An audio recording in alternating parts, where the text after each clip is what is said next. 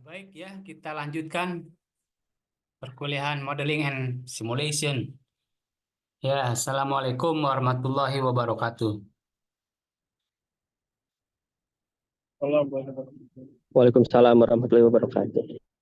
Ya, baik Septian dan Genta ya. Ini kita lihat mengacu ke skema ini ya. Mengacu ke skema ini, nanti kita akan membuat model pakai logistic regression ya, dan disimulasikan nanti dengan beberapa variabel yang ada. Ya, variabel yang ada. Kita mengacu ke modeling yang berbasis ini apa machine learning artinya.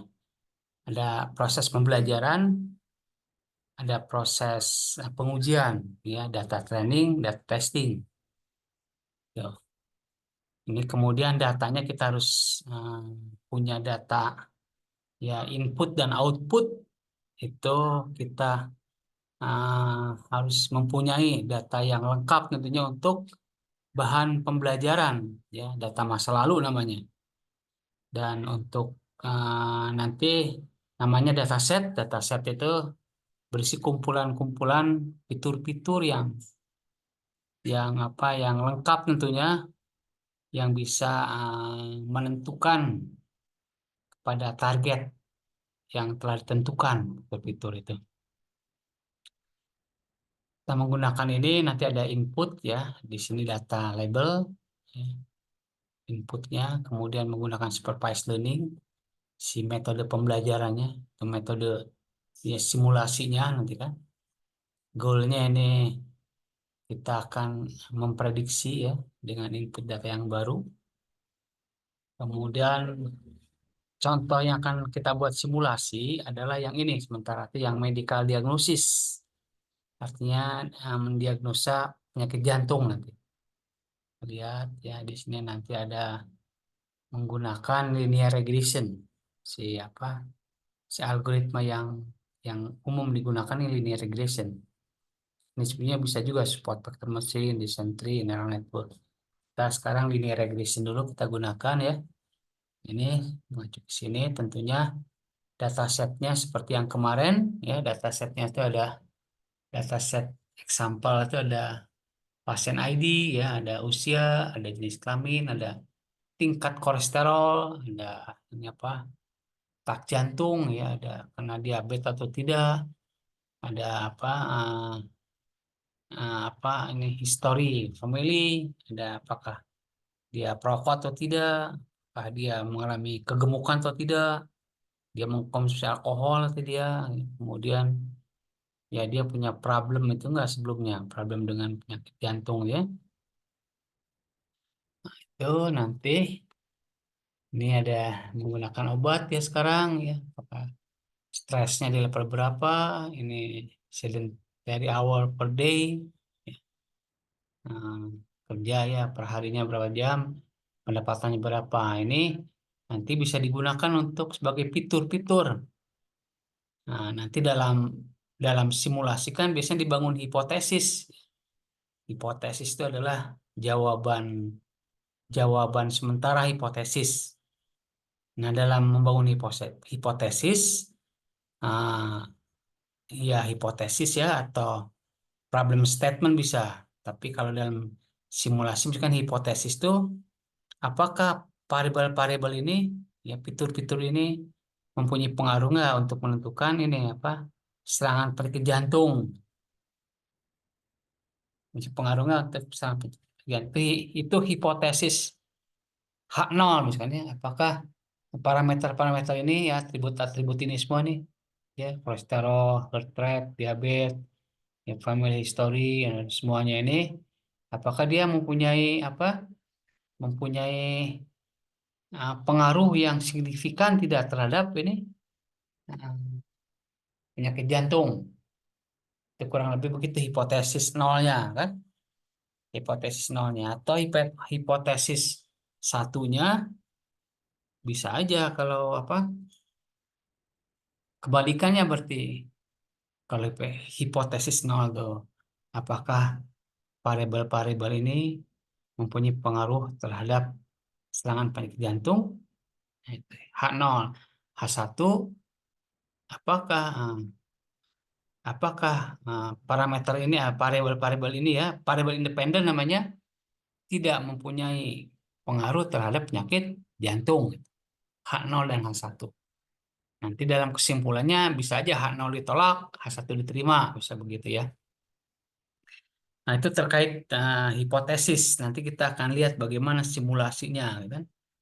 Bagaimana membangun membangun apa? Membangun modelnya, kemudian mensimulasikannya kan. Berarti tadi ingat ya, H0 dan H1 ya. H0 itu tidak ada hubungan antara variabel-variabel yang diteliti dengan risiko penyakit jantung. Ya, itu yang lebih tegasnya. Bisa H1 juga, bisa juga terdapat hubungan antara setidaknya satu variabel yang diteliti dengan risiko penyakit jantung. Itu lebih diformalkan kan? Kalau diformalkan, hipotesis nol itu dalam penelitian ini, dalam simulasi ya, yang akan digunakan. Berarti kan nanti waktu simulasi itu harus bisa membuktikan hipotesis yang kita ajukan waktu simulasi itu. Hipotesisnya yang H0 tadi tidak ada hubungan antara variabel-variabel yang diteliti dengan risiko penyakit jantung. Tidak ada hubungan, itu hipotesis nol. Tidak ada hubungan variabel-variabel yang diteliti ini terhadap serangan penyakit jantung. Dengan H1 terdapat hubungan antara setidaknya satu variabel yang diteliti dengan risiko penyakit jantung. Tuh, kurang lebih hipotesisnya begitu. H0 H1. Nanti simulasi kita harus bisa membuktikan hipotesis yang kita ajukan tadi. Apakah hipotesis nol yang diterima atau hipotesis satu yang diterima, ya, dengan simulasi nanti.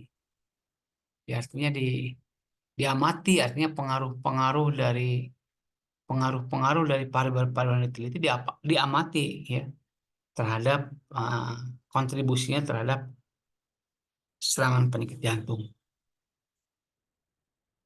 Nah, ini keterangan yang di atas tentunya, keterangan di atas ini tentang pasien ID ya, yang di atas kan age, yang ada variabel jenis kelamin, ya.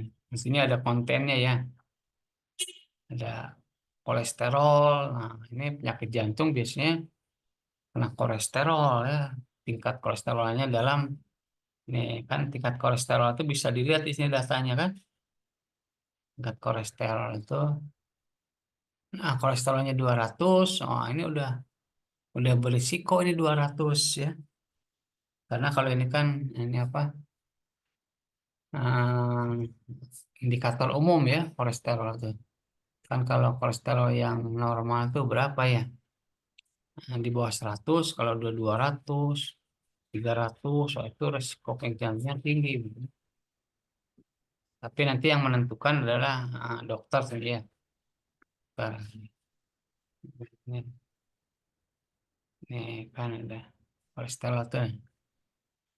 Kolesterol apa? Denyut jantung per menit. Nah, ini bisa ketahuan nih yang pernah kena penyakit jantung tuh. Ada ininya, ada indikatornya. Kalau denyut jantung per menitnya, wah cepat, detakannya cepat, nanti bisa terjadi diabetes. Nah, ini diabetesnya, iya diabetes salah satu faktor penyebab penyakit jantung di antara. Tapi nanti diabetesnya itunya berapa diabetesnya nih? Nah, diabetesnya ini noise ya. Berarti nanti kelihatan diabetesnya tuh gulanya ini berapa itunya. Normalnya 100, kalau udah 300 nah itu udah bahaya kan. Diabetes. Nah, itu terkait ya terkait nah, kesehatan kan. Nah, diabetes ya kemudian dilihat apa riwayat keluarganya. Apakah punya penyakit jantung keluarganya. Biasanya nih kalau yang kena penyakit jantung itu saudara-saudaranya, familinya ya kena penyakit jantung juga. Ya, ya, gitu. Biasanya merokok dilihat juga, smoking, obesity-nya dilihat. Kemudian mengkonsumsi alkohol tidak dia. Ya.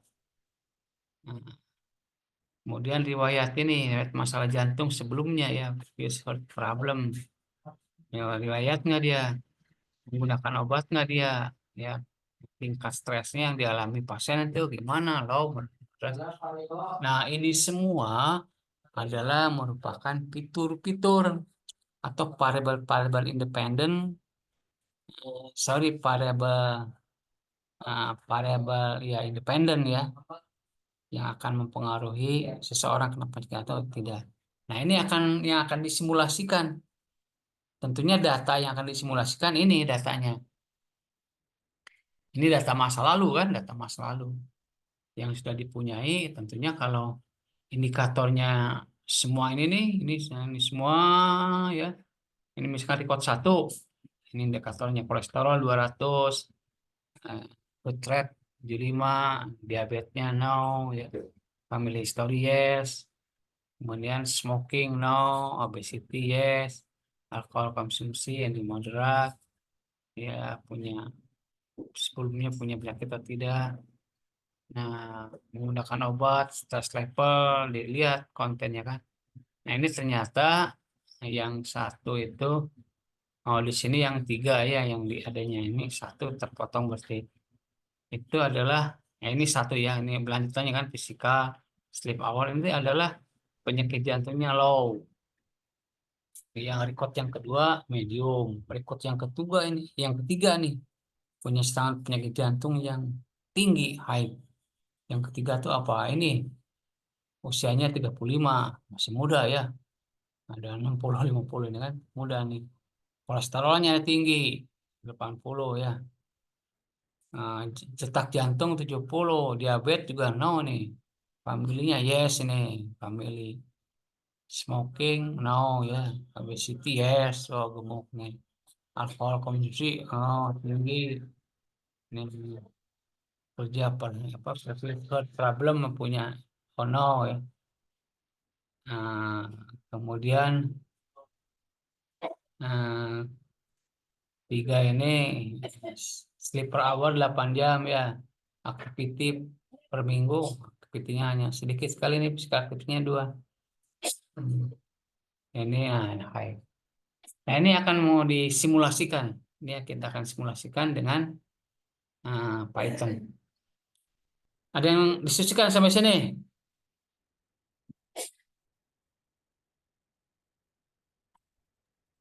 Pak, Lanjut. lanjut Pak. Ya, oke kan nanti kita ada pengujian sensitivitas nanti ya. Ada validasi model nanti. Kita lihat nih simulasi untuk memahami bagaimana perubahan nilai-nilai variabel prediktor. Ya, kita akan lihat. Misalnya peningkatan tekanan darah atau penurunan penurunan kadar kolesterol mempengaruhi prediksi risiko penyakit jantung. Nah, kita masuk ke situ ya. Kita akan masuk ke Python nih. Masuk ke Python ya. Saya Python.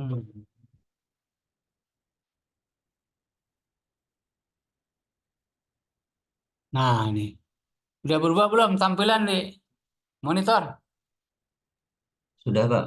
Ya, oke. Kita akan coba nih mensimulasikan penyakit jantung ya. Mensimulasikan. Udah biasa bermain Python ya?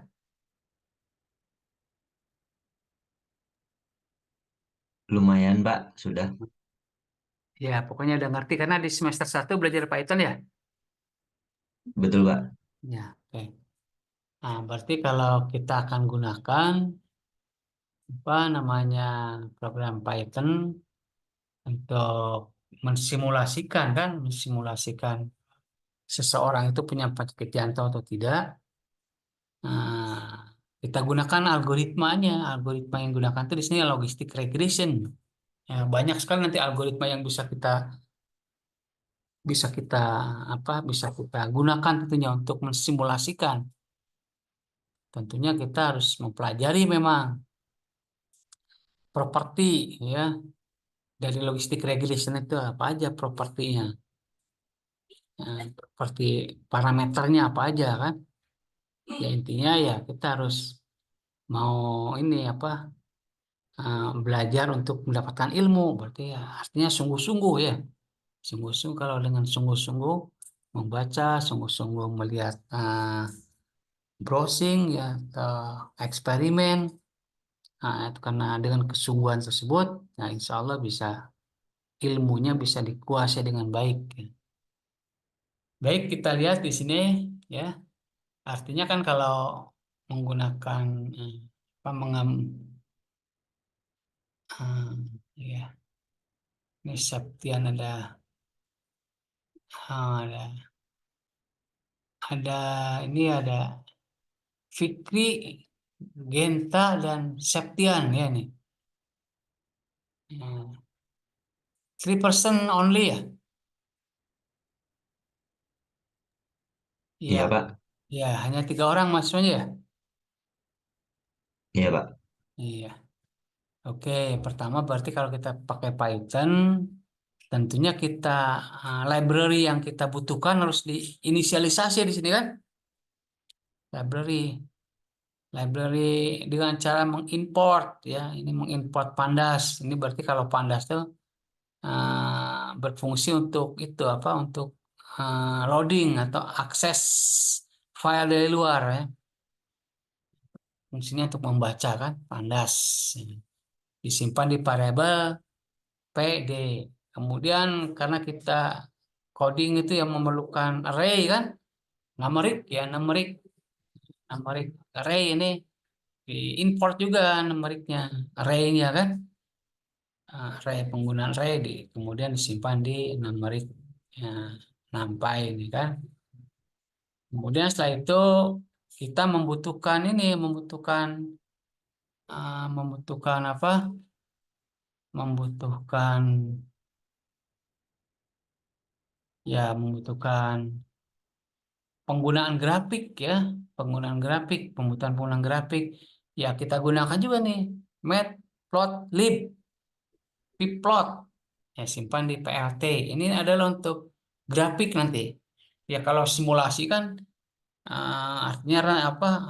Kebutuhan akan grafik itu dibutuhkan ya, kebutuhan akan grafik itu. Oke, kemudian si born ini juga sama untuk grafik yang nanti bisa warna-warna kan, color ya.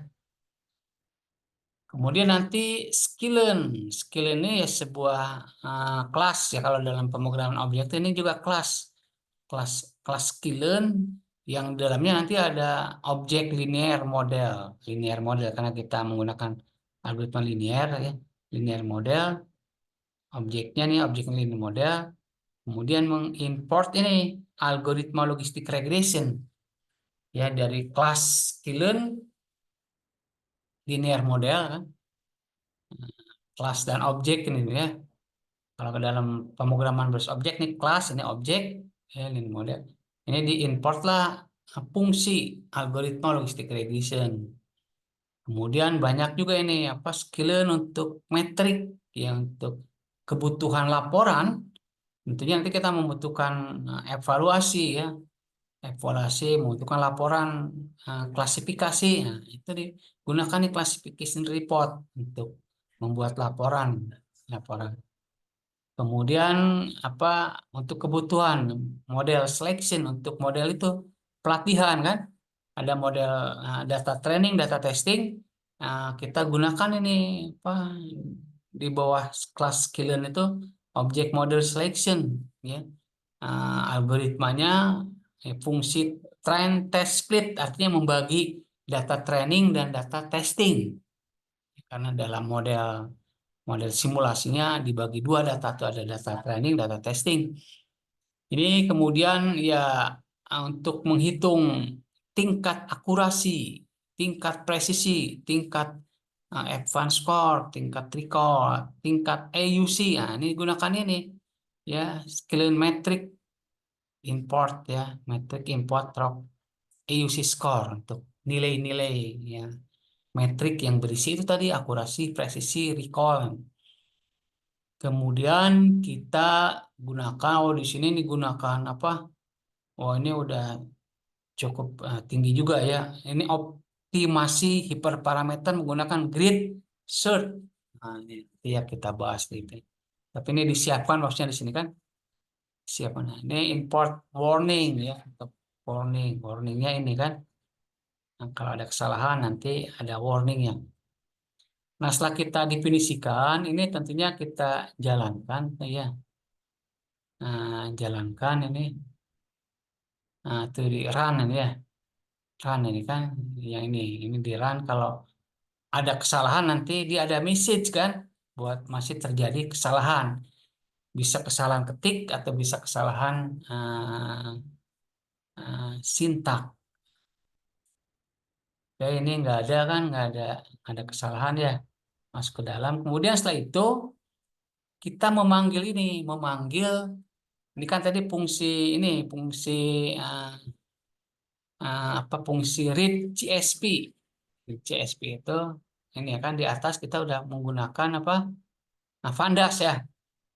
Kelas Pandas itu diantaranya bisa menggunakan ini ya, untuk membaca kan, membaca file di luar menggunakan read CSP. Ini dipanggillah nama itunya heard CSP, nama filenya, nama dataset yang tadi di depan itu, yang di PowerPoint isinya itu. Nah, ini biasanya disimpan ya bersamaan dengan itu, dengan apa folder daripada Anaconda. Ini bukan pakai itu ya, localhost ya, bukan pakai apa namanya, bukan pakai collab kan, kayak localhost. Pernah pakai collab nggak?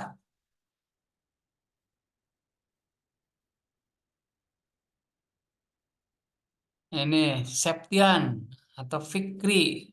Pernah pakai collab nggak? Atau Genta? Eh, Kalau kurang tahu Pak. Oh, collab tuh belum berarti ya? Kalau yang di lab tuh Anaconda berarti ya? Yang apa? Oh iya benar Pak. Anaconda. Anaconda. Oh, iya. Ya, ini kebetulan juga Anaconda Python ya. Python menggunakan Anaconda ini apa? Apa namanya? Tapi sama juga nanti apanya collab juga sama, asal kalian nanti udah punya Google apa user Google, nanti kalian bisa bereksperimen dengan collab sehingga itu lebih mudah. Collab itu tidak usah menginstal beberapa library, udah langsung connect ke internet kan, ke IoT ya. Nah, ini pemanggilannya ya, pemanggilan ini jalankan run ya, ini di run juga. Nah, berarti nggak ada kesalahan ya. Nah, kita akan lihat ini, melihat lima data teratas. Dengan ini aja gampang nih, ya. Data file dot head, ya, header ya dari head. Ini 5. Nah, 5. Defaultnya 5 ini kita jalankan. Nah, ini kita jalankan ya. Nah, ini kita jalankan ini. Nah, muncullah 5 record. 5 record. Nah, 5 record ya.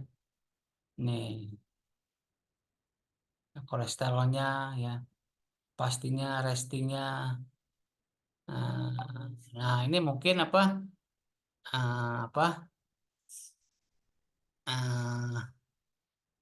datanya tidak sama dengan yang di itu apa kontennya tidak sama dengan yang di itu apa di PowerPoint tadi. Ini kalau kita ingin lihat 10 data bisa aja di sini tinggal ketik 10 ya. Nah, 10 data. Nah, 10 data. Nah, ini menandakan bahwa ini variabel-variabel ini ya variabel-variabel independen ini kan ada kolesterol. Wah, semuanya kolesterolnya tinggi ini ya. Kolesterolnya tinggi, virus tingginya. Nah, ternyata kalau yang record ke nol ini tidak kena penyakit jantung, dia nol ini kan. Ini udah di convert ke dalam numerik ya. Kalau tadi yang contoh kan apa kategorikal ya. Ada itu udah multi kelas tadi, ada 3 kan yang diamati itu. Lebih lengkap yang tadi itu. Lebih lengkap karena penyakit jantung tuh ada low, ada middle, ada high. Tinggi berarti kan. Nah, berarti lebih teliti yang itu. Kalau ini hanya terkena penyakit jantung, atau tidak. Kalau nol tidak, kalau satu iya. Ya. Nah, ini ya.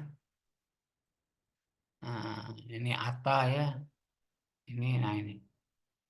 Ini simulasinya. Berarti nanti kalau simulasinya lebih dalam, berarti kita harus mencari tahu ini si apa sih variabel-variabel independen ini. Nah, punya pengaruh nggak tidak terhadap serangan jantung ini? Berarti harus ada tools, harus ada alat yang apa yang memvisualisasikan kan, namanya feature selection nanti. Ada Pearson correlation, nanti di Pearson correlation ketahuan ya, nanti ke depannya kita akan mempelajari itu juga kan. Nah, si masing-masing ini, masing-masing variabel independen ini nanti tingkat ya, akurasinya berapa besar ke sini. Apakah 70%, 30%? Nah, ini ya untuk mensimulasikan. Ada pertanyaan sampai sini?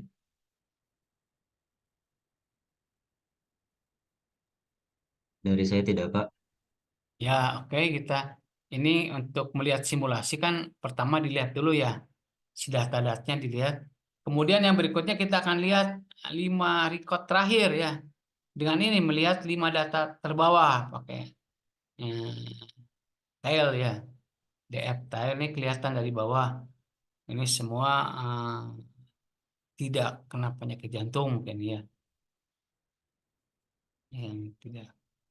Ini ya cukup rendah. Kemudian setelah itu ya untuk kebutuhan simulasi kita akan melihat nanti data yang kita punya itu ada jumlahnya berapa kan? Ya, jumlahnya berapa ini? Ya, jumlahnya itu dengan DF shape ini kelihatan nanti berapa record dan berapa kolom datanya tuh. Ini recordnya 303 record recordnya. Sedangkan kolomnya 14. Berarti kolom tuh yang ini nih. Ini kolom tuh ini. Kolom ya, kolom nih. 1, 2, 3, 4, 5, 6, 7, 8, 9, 10, 11, 12, 13, 14 kolom tuh. Jumlahnya, ini jumlahnya 303 datanya. Nah, termasuk banyak datanya ya, karena ngambil data dari rumah sakit. Ini mungkin datanya diambil dari rumah sakit besar ya. Nah, tentunya data ini harus data yang valid karena untuk simulasi itu harus datanya data yang faktual kan. Data itu. Data itu sangat penting untuk modeling dan simulasi karena data itu merupakan catatan atau fakta yang diambil dari kenyataan. Data itu. Nah, data itu catatan ya, itu yang diambil dari kenyataan tentunya. Nah, data ini data yang benar tentunya.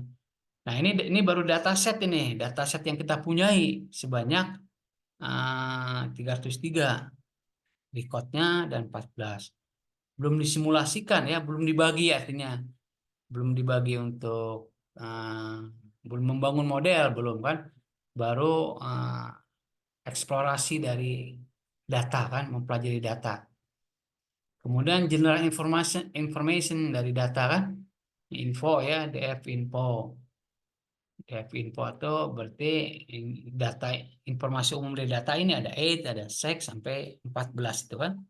14 fitur namanya ini kan. 14 fitur. Ini non null artinya semuanya terisi penuh kan. Tidak ada yang missing value. Tidak ada yang missing value di sini. Penuh. Nanti kita belajar yang handle missing value. Kita sekarang karena apa? Mensimulasikan kan model. Nah, oh ini ada missing value yang menghandle missing value nih ada ya handle data sudah clear dan bisa dilanjutkan ke tahap ini eksplorasi data ya, analisis. Nah, ini datanya memang apa? Is null, artinya tidak ada yang kosong ya, semuanya berisi nih. Berisi kan. Nah, kemudian dari data tersebut, ya kemudian kita menggunakan explore, ya, data analisis, exploratory data analysis, EDA itu ya, mengeksplor data analisis, ya, mengeksplor, menganalisis ya. Nah, ini mengeksplor kita akan melihat kan analisis targetnya. Jadi akan menghitung dengan grafik itu berapa target. Targetnya kan tadi penyakit jantung ya. Seseorang tuh penyakit jantung, dilihat nanti berapa orang yang kena penyakit jantung, berapa yang tidak. Nah, ini menandakan ya nilai nol untuk heart disease. Untuk yang kena penyakit jantung nol tuh. Kalau yang nilai satu untuk no heart disease. Berarti di sini data yang kita punya yang akan kita simulasikan itu adalah yang kena penyakit jantung tuh lebih sedikit dari yang tidak kena berarti. Ya, untuk simulasi ini tahuan di sini kan. Nah, dengan ini ya, dengan count float ya. Di F target itu ininya apa? Target itu kolom target tadi di F itu ya data frame kan, data frame yang dari atas nih. DF ini data frame dari sini. Nah, kan di atas sudah kita dipilihkan nih. DF data frame ya, data frame. Nah, ini waktu load ya, data frame itu membaca file Herd CSV yang dibaca disimpan di ini sehingga kita berorientasi ke file ini, data frame. Data frame yang isinya ini sini ini. Ya, itu data frame.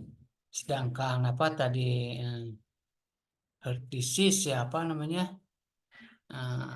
Target ya, target tuh ini ya, target tuh yang ini target nih, ini target tuh ya artinya sasaran ya, kelas ya, kelas yang akan kita tuju yang ini kelas uh, kena penyakit jantung atau tidak. Ini semua handling missing value. Nanti handling missing value itu kan kemarin udah kita bahas ya. Handling missing value itu kalau di sini ada yang datanya ada yang kosong, nah itu harus tangani. Di sini kebetulan datanya tidak ada yang kosong, ya udah lengkap. Sudah ditangani. Nanti untuk handling missing value ada beberapa metode tuh nih. Kita mengeksploratory data analysis ya dari target yang kena jantung. Kemudian setelah itu kita juga akan mengeksplorasi itu apa data usia nih di sini ya, usia nih ya, plot figure ya, plot figure F ya, untuk figur peak size-nya 20 ke 40 nih, subplot yang 121 nih ya. Yang di plotnya ini adalah ini apa, age, kita lihat age ini. Nah, di sini dari this plot dapat dilihat bahwa density dari data terletak di kisaran angka 50-60 ya. Age itu kan 50-60 tahun dan sangat jarang pasien yang berumur 30 tahun ke bawah atau 80 tahun ke atas ya. 30 tahun ke bawah nggak ada ya pasien jantung itu. Apalagi 80 ke atas ini mungkin udah banyak yang meninggal. 80 tuh. Ini 70 pun udah wah sedikit ya 70 ya. Memang usia tuh di antara ini 70 lah. 65 70 udah. Ya 80 tuh hebat kalau usia 80. Nah, dari box plot menunjukkan bahwa data tidak memiliki outlier. Nah, outlier itu ya, untuk kepentingan simulasi, kita pun harus memahami apakah si data set yang kita punya itu ada data outlier atau tidak. Outlier itu di luar jangkauan ya. Datanya misalkan data 100 tahun. Nggak ada 100 tahun kan. Ya, kalau ada ya usia 100 tahun di sini satu, nah berarti itu outlier. Atau ada data yang usia 5 tahun, nah itu outlier. Ya jarang yang 5 tahun kena penyakit jantung kan. Tapi ya tidak menutup kemungkinan ya kalau sekarang. Nah itu kan. Ya, ini usia ya, usia rentang usia 50-60. Kemudian setelah itu kita akan menganalisis dari yang lain ya, seperti jenis kelamin. Nah, jenis kelamin ini, nah, ini adalah codingnya tentunya. Codingnya ini bisa nanti diamati, dipelajari nih untuk yang apa, laki-laki ya dan perempuan nih. Laki-laki laki-laki ternyata memiliki jumlah lebih banyak, bahkan 2 kali lipat ini. Laki-laki itu yang kena penyakit jantung lebih banyak dari yang perempuan ya, laki-laki itu.